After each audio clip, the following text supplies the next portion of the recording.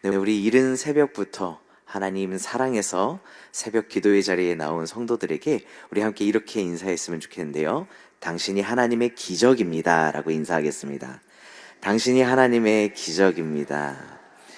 네, 여러분이 이 이른 새벽 잠들어 있는 육과 영을 깨워서 이 자리에 있을 수 있는 것도, 그리고 우리가 예수 그리스도를 믿음으로 구원을 얻은 것도 하나님의 놀라운 은혜이며, 이것이야말로 하나님께서 우리 가운데 보여주시는 최고의 기적이지 않나 싶습니다.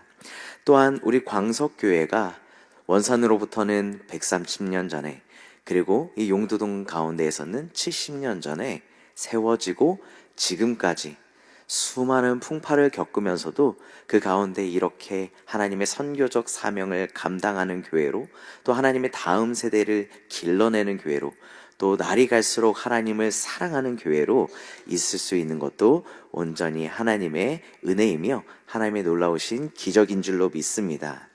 그런데 이러한 기적도 또 하나님께서 세우시는 일꾼들의 섬김이 있기 때문에 가능합니다.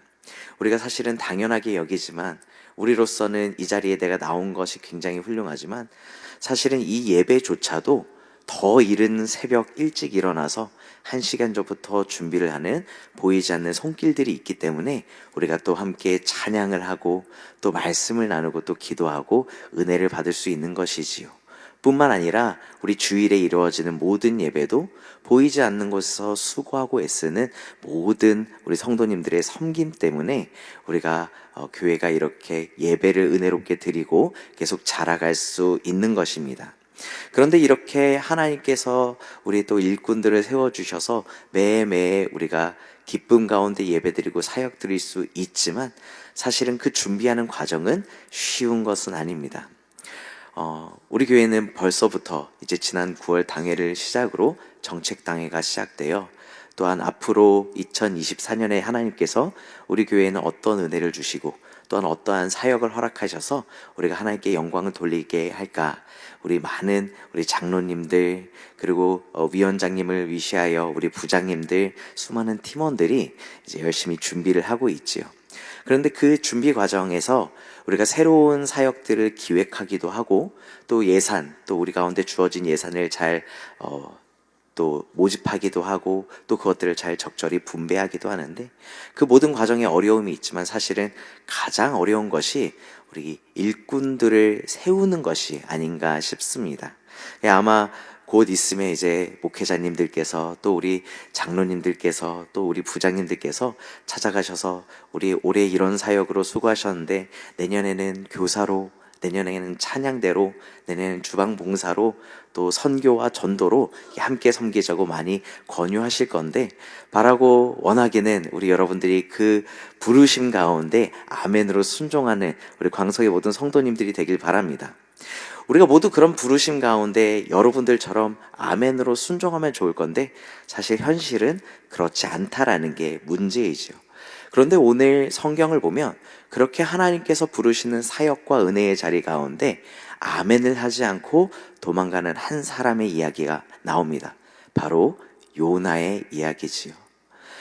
이 요나의 이야기는 사실은 교회를 다니지 않는 사람조차도 널리 알고 있는 이야기이지요.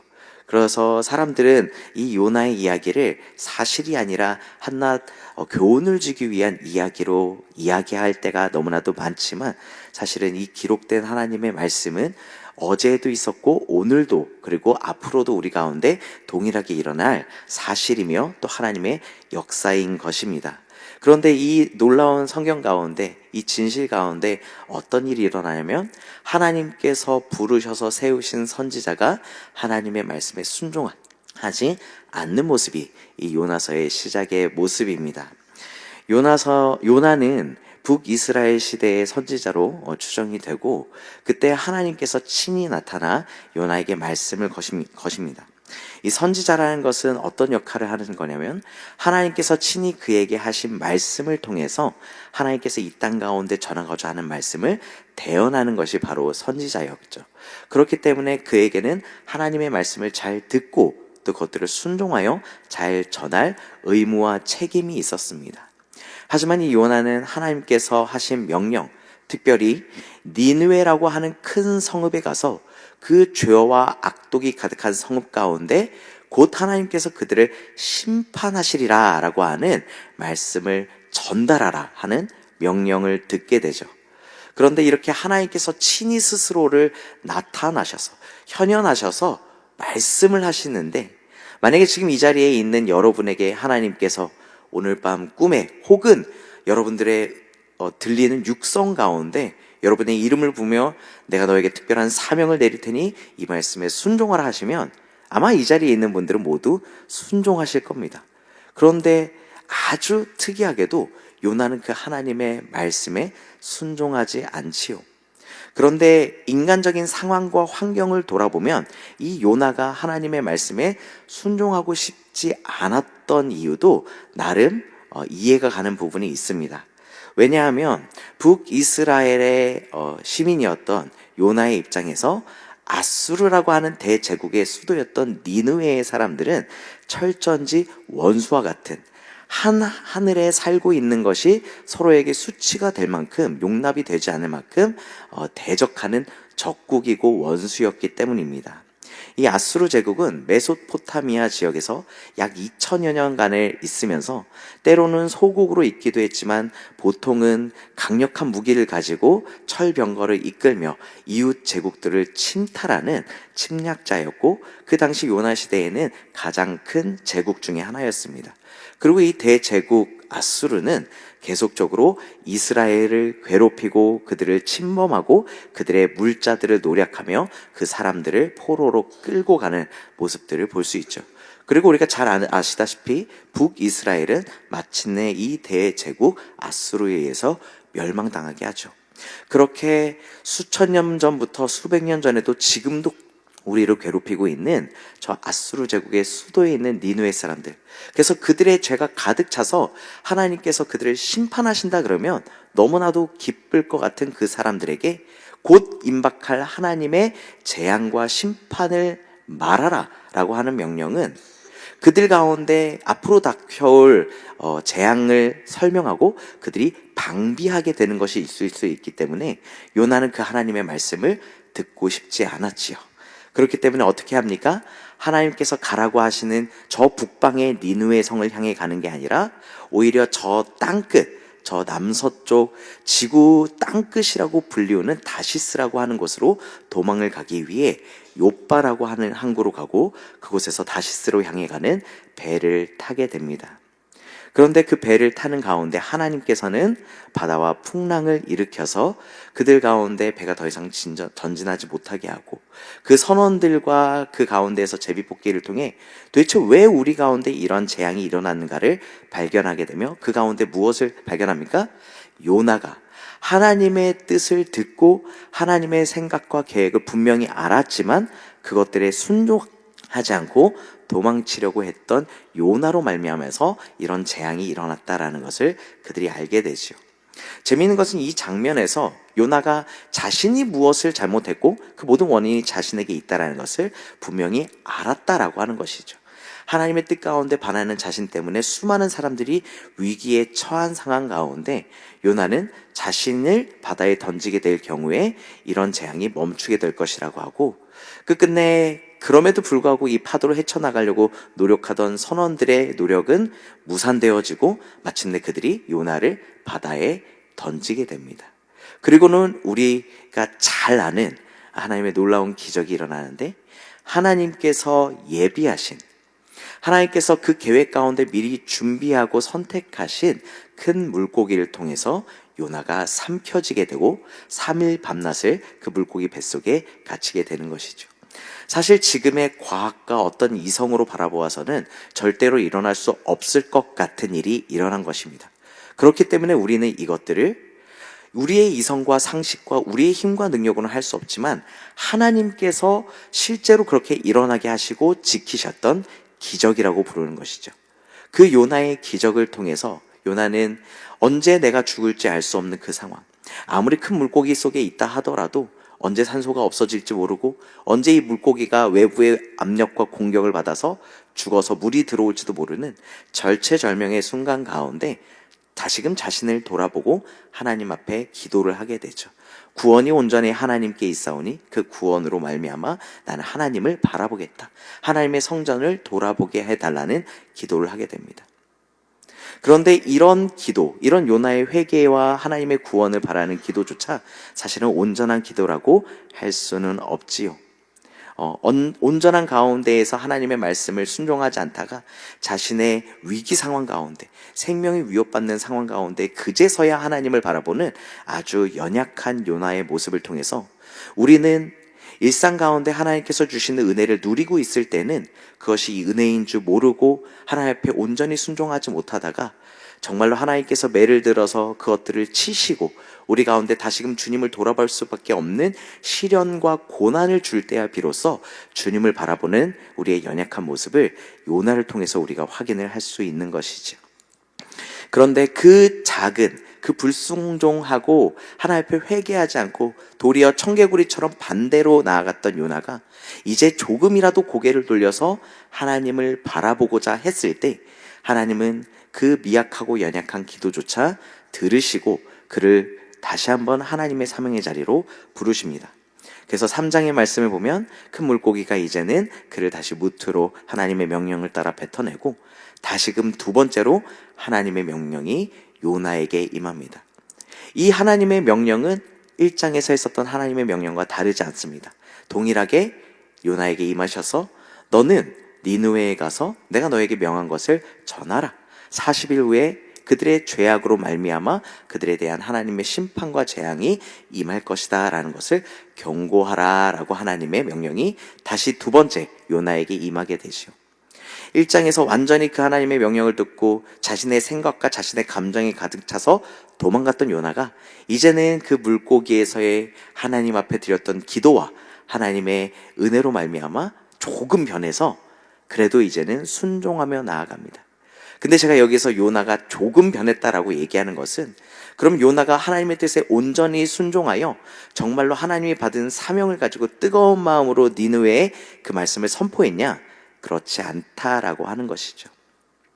말씀에 기록되어 있기는 니느웨는 사흘 동안을 걸어야 할 만큼 큰 성읍이라 되어 있습니다. 이 니느웨에 대해서는 사실은 그간 많은 이야기들이 있었는데 1845년 영국의 고고학자 헨리 레이어드를 통해서 이 니느웨 성곽이 발견되기 전까지는 사람들이 이 요나의 이야기가 니느웨가 사실은 허상, 가상의 나라일 것이다라고 생각을 했다라는 것이죠.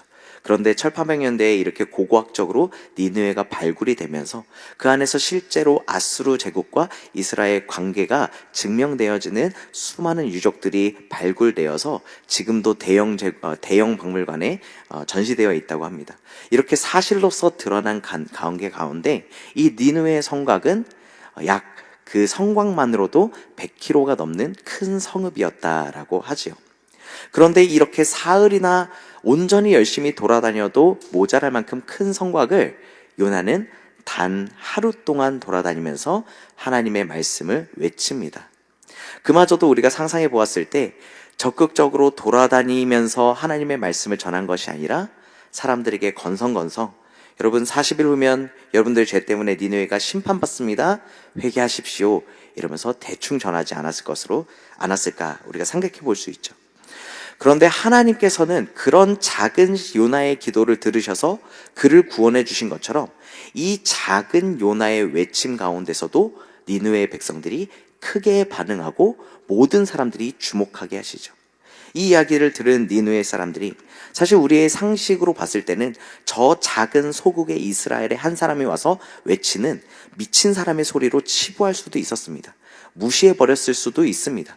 하지만 그 사람들이 이 말씀에 주목하게 되고 그들이 하나님을 믿게 되고 그들이 금식을 하게 되고 굵은 베옷을 입으며 자신의 죄를 회개하는 놀라운 역사가 일어났다라고 하는 것이죠.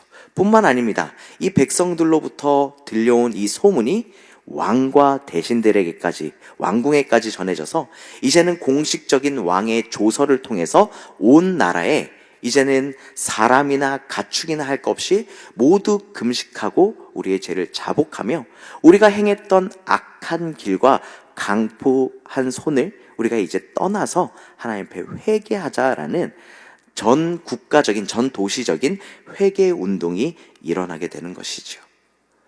그들이 너무나도 놀라운 것은 분명히 그 니느웨에는, 아수르에는 자신들이 섬기는 니스롯이라고 하는 이방 신이 있었습니다. 그런데 자신의 신이 있었음에도 불구하고 저 멀리 소국 이스라엘의 신이 그들을 재앙으로 말미암아 심판할 거다라고 하는 소식을 귀 기울여 들었을 뿐만 아니라 자신의 죄를 자신들의 신에게 회개하는 게 아니라 온 천지를 만드신 하나님 앞에, 저 소국 이스라엘에서 온 선지자가 섬기는 하나님 앞에 자신의 회를 자복하며 섬긴, 완전히 회개하는 놀라운 역사가 일어나고, 그 회개로 말미암아 하나님께서는 마침내 그들에게 내리고자 하셨던, 그들의 가득한 죄악으로 말미암아 심판하고자 하셨던 심판을 거두어 드린다라는 것이 3장까지의 이야기죠. 하나님께서는 이렇게 온전히 자신의 사랑과 뜻과 계획 가운데 영혼들을 구하기 위해 요나를 보내셨습니다. 그런데 이것이 우리가 흔히 생각하는 요나서의 이야기입니다. 죄로 말미암아 멸망할 수밖에 없는 니느웨라고 하는 성곽과 그 성곽 안에 있는 사람들을 구원하기 위해 요나라고 한 선지자를 보내셔서 그들을 변화시키셨다. 그들을 주님 앞에 회개하게 했다. 그런데 오늘 이 4장의 말씀을 우리가 잘 읽어보면 사실은 그 요나를 통해서 니느웨가 회개된 사실도 맞지만 궁극적으로 하나님께서는 이 니느웨의 사건을 통해서 한 사람 요나를 변화시키고자 하셨다는 것을 우리가 알게 되지요. 그 하나님께서 니느웨를 용서하시고 그들 가운데 내리고자 약속하셨던 재앙을 내리지 않으시리라 결단하시고 내리지 않으시는 하나님에게 요나가 화를 내는 것이 4장의 시작입니다. 요나가 하나님 앞에 이렇게 따지지요. 하나님, 제가 분명히 이런 일이 일어날 줄 알았습니다. 하나님께서 저한테 나타나셔서 네가 니느웨에 가서 너희들의 죄 때문에 심판받을 것이다 라고 말을 외치면 하나님께서는 인애가 많으시고 자비로우시고 또한 하나님이 사랑이 많으신 분이기 때문에 그들이 그 이야기를 듣고 회개했을 때 하나님이 분명히 마음을 돌이키셔서 재앙을 안 내릴 줄 저는 알고 있었습니다. 그래서 제가 다시스를 향해서 도망간 거 아닙니까? 그런데 하나님 마침내 그 일을 하셨군요. 주님, 저의 저 철전지 원수인 아수르 사람들, 니느웨 사람들을 구원한 하나님 앞에 나는 이제 더 이상 내 마음을 감출 수가 없습니다. 저는 너무나도 속상하고 화가 납니다라고 분노를 일으키는 모습을 보죠. 그런데 하나님께서는 요나에게 이렇게 말씀하십니다. 내가 나의 뜻과 계획 가운데 그들을 구원한 것이, 그것들을 보고 네가 지금 성내고 분노하는 것이 과연 옳은 것이냐. 하나님께서는 지금도 우리 가운데 동일한 질문을 하시는 것이죠. 때로는 내가 하나님의 몸된 일꾼으로서 교회를 섬기고 그 가운데 사역을 하는데 내가 원하는 결과가 나지 않아서, 나의 뜻대로 팀원들이 따라오지 않아서 우리가 한 마음이 되는데 그것이 나의 중심과 나의 계획 가운데 이루어지지 않기 때문에 때로는 너무나도 속상하고 때로는 좌절감을 느낄 때가 있다라고 하는 거죠. 그런데 하나님께서 다시 한번 우리 가운데 동일한 질문을 하시는 겁니다. 네가 너의 능력과 너의 지혜와 너의 뜻과 계획과 너의 인맥을 통해서 이루고자 하는 일들이 너의 계획과 너가 원하는 결과대로 되지 않았다고 네가 속상해하는 것이, 네가 분노하는 것이, 그래서 내가 더 이상 이 교회를 다닐 수 없다라고 말하는 것들이 과연 옳은 것이냐. 그런데 이런 이야기를 듣고도 여전히 요나 가운데는 해결되지 않은 마음의 문제가 있었고, 그래서 오늘 우리가 5절 가운데 읽은 것처럼 요나는 이 이후에 하나님께서 또한 어떻게 일하시는지를 보기 위해, 관찰하기 위해 한 걸음 떨어져서 초막을 짓고 그 니느웨 성을 지켜보게 됩니다. 이때부터 하나님께서 이 니느웨를 통해서 또 하나님의 예비하시고 준비하신 고난과 사역들을 통해서 한 사람 요나가 다시금 선지자로서의 정체성을 회복하고 하나님의 일꾼으로서 돌아오는 일을 시작하시죠. 하나님께서는 그 뜨거운, 지금으로 치면 니느웨 지역은 이라크라고 하는 나라의 모술 지역, 그 인근에 있다라고 추정이 되는데요. 그 인근 지역에 있었던, 그래서 제가 인터넷으로 검색을 해보니까 이라크는 평균 강우 날짜가 365일 중에 70일밖에 되지 않는 굉장히 건조한 지역이고요. 1년에서 가장 높은 온도가 49도에 이르는 49도입니다. 사람이 생존하기 어려운 높은 온도를 기록하는 아주 고온하고 저습한 지역이죠. 그런데 이 고온의 지역 가운데에서 사실은 땡볕 때문에 사람들이 일사병에 걸리고 탈수로 죽기도 하지만, 신기하게 이 저습한 지역은 그늘 하나만 있어도 굉장히 시원한 바람을 느낄 수 있고 안정적인 생활을 할 수 있다라고 합니다. 그렇기 때문에 이 태양볕 가운데에서도 요나는 작은 초막, 여기선 초막이라고 되어 있지만 사실은 노숙할 수 있는 자리에 그저 태양볕을 피할 수 있을 만큼의 아주 자잘한 나뭇가지를 찾은 것으로 생각됩니다. 그런 나뭇가지 가운데 하나님께서 예비하신 박넝쿨을 요나는 경험하게 되죠. 제가 이 박넝쿨이 도대체 얼마나 그늘을 만들 수 있을까 검색을 해봤는데, 히브리어로 키카연이라고 불리는 이 박넝쿨은 우리나라 말로는 아주까리라고 하는 식물에 속한다라고 합니다. 또는 이제 피마자 식물이라고 하는데, 저는 사실 한 번도 본 적이 없고 인터넷을 통해서만 봤습니다. 그런데 이 피마자 아주까리의 잎이 크게는 30cm까지 자라서 사람의 손가락 모양처럼 펼쳐졌을 때, 이제 농장에서 일하시는 이제 농업을 하시는 분들이 그 열매 이파리를 따가지고 머리에 쓰면 우리가 이제 그늘막 모자를 쓰듯이 햇빛을 가려주는 역할을 할 정도로 큰 잎을 가지고 있다라고 합니다. 그런 큰 잎을 가지고 있는 박넝쿨을 예비하셔서 그 그늘 가운데 요나가 쉼을 누리고 또 그의 생명을 지킬 수 있도록 예비해 주시는 것을 알 수 있죠. 그로 말미암아 오늘 요나는 하나님께서 예비하신 박넝쿨로 말미암아 굉장히 기뻐하는 모습을 보이고 있습니다. 우리도 동일합니다. 하나님께서 우리 가운데 맡기신 사역을 감당할 때, 나의 일상을 살아갈 때 하나님께서 나에게 주신 은혜, 내가 사실은 수고하고 재배한 것도 아니지만 하나님께서 나에게 베풀어 주신 은혜에 우리는 기뻐하기도 하지요. 그런데 이 이후에 어떤 일이 발생합니까? 벌레가 와서 그 박넝쿨을 갉아먹고 결국 시들어버리는 사건이 발생하죠. 그런데 재미있는 것은 이 벌레가 그 박넝쿨을 갉아먹어서 시드는 것들, 그리고 이후에 뜨거운 동풍이 불고 태양빛이 요나를 강렬하게 내리쬐는 그 고난과 고통의 과정 가운데 한 단어를 성경은 사용하고 있는데, 어떤 단어를 사용하고 있냐면 예비하셨다라고 하는 겁니다. 우리는 보통 예비하셨다라고 하면 내가 위기의 상황 가운데 나를 구원해 줄 것들, 내가 부족하고 고난과 힘든 가운데 있을 때 나를 일으켜 세워주고 나를 채워줄 수 있는 것들을, 이것은 하나님이 예비하시고 나를 위해 준비하신 것이다 라고 생각을 합니다. 하지만 오늘 말씀 가운데서는 무엇을 예비하셨다고 얘기하고 있습니까? 그 은혜로 여겨졌던 것들을 하나님께서 도로 취하고 가져갔을 때, 그리하여 나에게 죽음과도 같은 고통이 찾아오고 내가 큰 상실감을 누리는 것조차 하나님께서는 오늘 예비하셨다라고 말씀을 하고 있지요. 하지만 우리의 본성은 끊임없이 더 좋은 것을 채워주는 것만 하나님의 온전한 뜻이라고 생각을 하지요.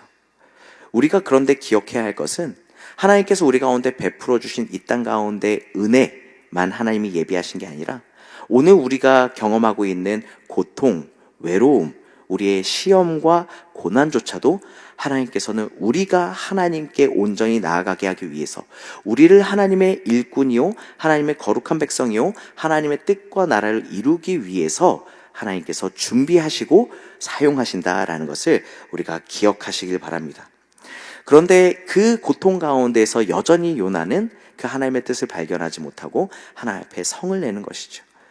내가 수고하고 재배도 안 했던 그 박넝쿨을 하나님이 주셔서 기뻤던 마음, 감사했던 마음은 온데간데 없고, 그 박넝쿨이 없기 때문에 하나님 앞에 화를 내고 있는 요나에게 다시 한번 하나님께서는 말씀하십니다.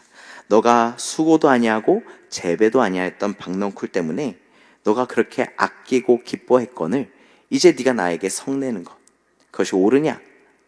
그런데 네가 이것을 잘 봐야 하는 것은, 너가 이 수고하지도 않았던 박넝쿨이 너에게 주어지고 사라지는 것으로 말미암아 기뻐하고 성낸과 같이 내가 오늘 이 니느웨를 바라보는 마음이 그런 마음이다.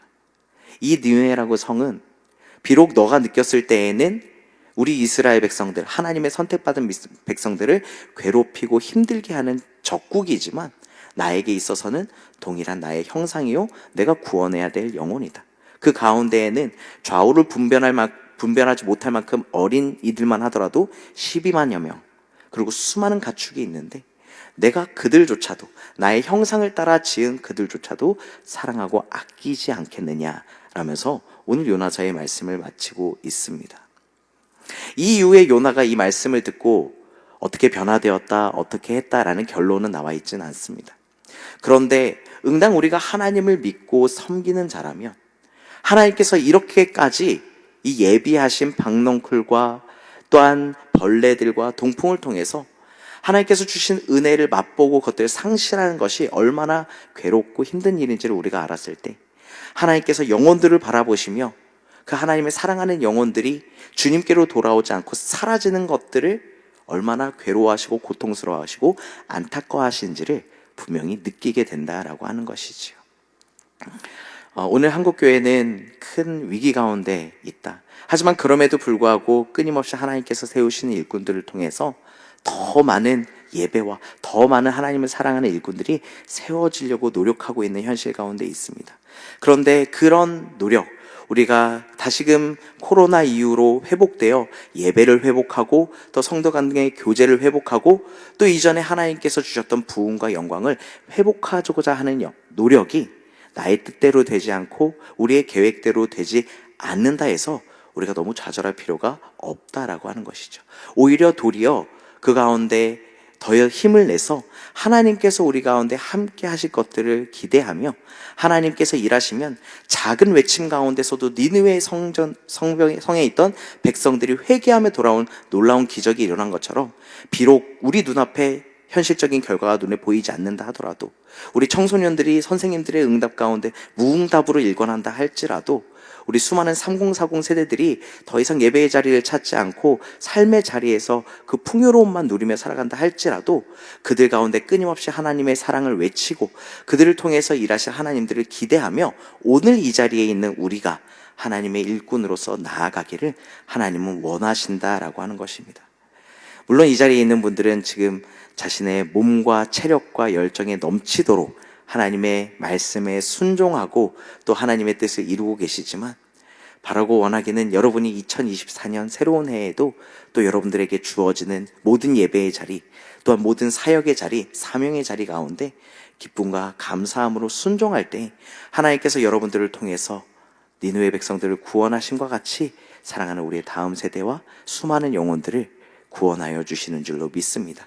그런 그 주님의 앞에 나를 변화시키시고 나를 통하여 하나님의 영혼들을 변화하실 그 주님 앞에 오늘도 하루도 또 기도함으로 힘있게 나아가는 광석의 모든 성도님들이 되기를 간절히 축복합니다.